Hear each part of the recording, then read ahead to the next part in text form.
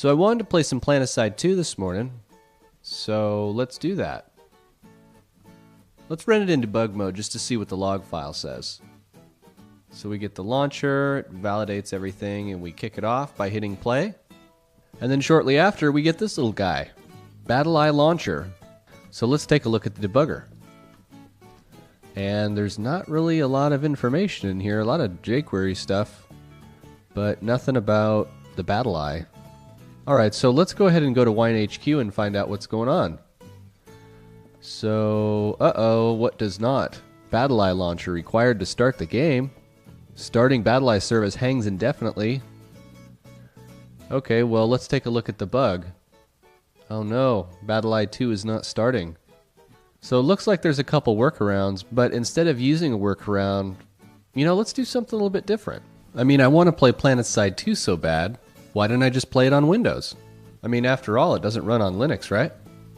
So if you're not familiar with Planetside 2, you can of course watch my previous video, but that bug regarding BattleEye makes it so you cannot run Planetside 2 the way I did through Wine. Those days are over.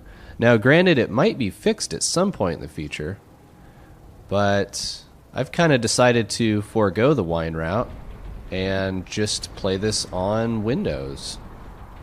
Now, obviously, we're not actually playing on Windows. As you can see here, this is in fact a virtual machine. This is VMware, VMware Player, though you can do the exact same thing with VMware Workstation.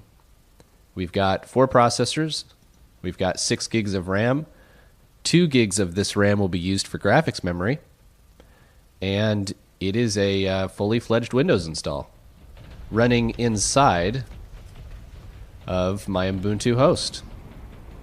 So I'm not going to do a side-by-side comparison of the previous video I did of Planetside, but the graphics settings are about the same. They're roughly medium, and I was hoping that I would find some action, but...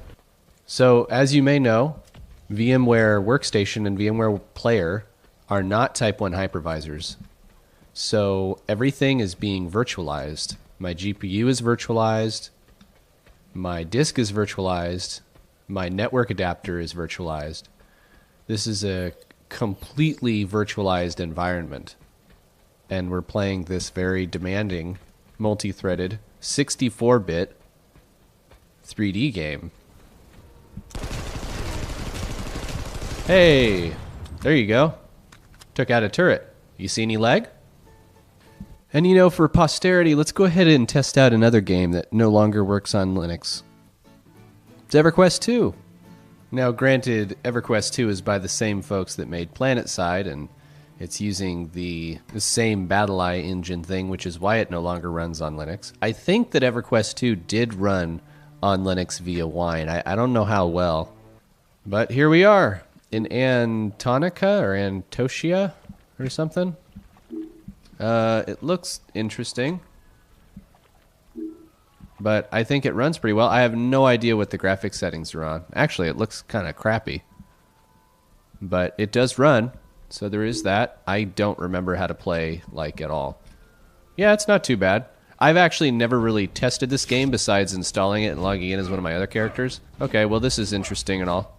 So we can see that EverQuest 2 works just fine. So let's wrap this video up with a little Skyrim. So of course Skyrim is a game that runs, it used to run just fine on Wine. I'm not sure if it still does.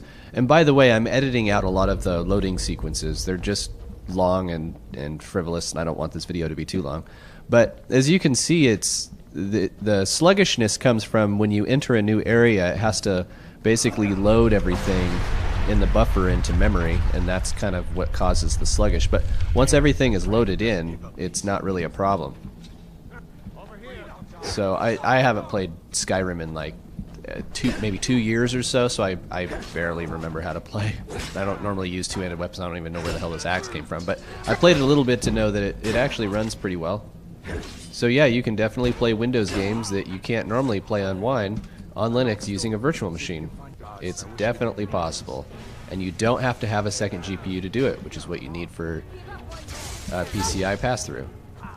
So, alright, I think that'll wrap this video up. What do you say we just go ahead and put an axe in it?